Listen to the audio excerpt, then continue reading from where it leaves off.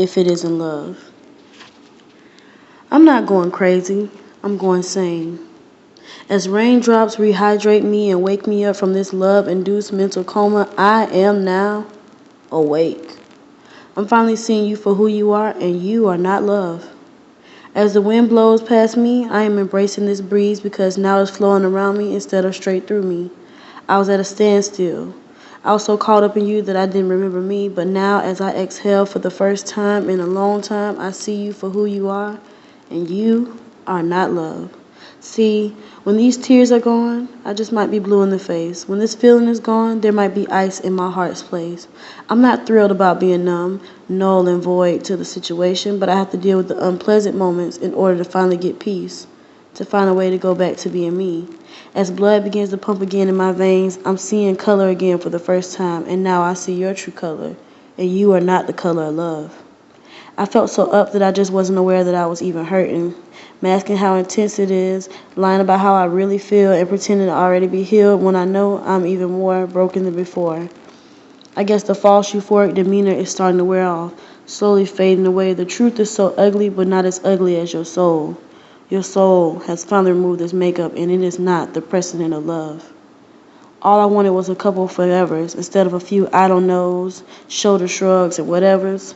With each twist of this emotional Rubik's Cube, the colors never seem to match up. Our yins and yangs don't seem to coincide, but I continue to try and make myself believe that opposites must attract and put all coincidence aside.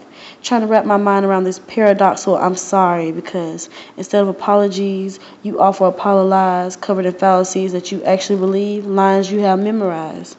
Sounds like a monologue being recited within my ears. I'm tempted to apply hemp plugs to keep the bullets from seeping in. Humor me briefly on how I've changed.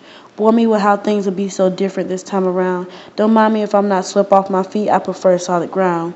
Where common sense dwells, where logic most definitely resides.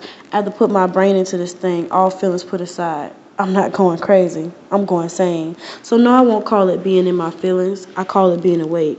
I'm jaded but still amicable to real love, genuine love. Not generous because you've been listening to Genuine's differences. See, the difference is I'm not still going to be feeling blindly, trying to read your heart like Braille, bubbling in my answers only to change them and still fail. I'm just awake. And now that my eyes are open, you are not the reality of love. Because love doesn't cause insanity, it provides clarity. You give me question marks instead of providing me with interjections surrounded by exclamation points.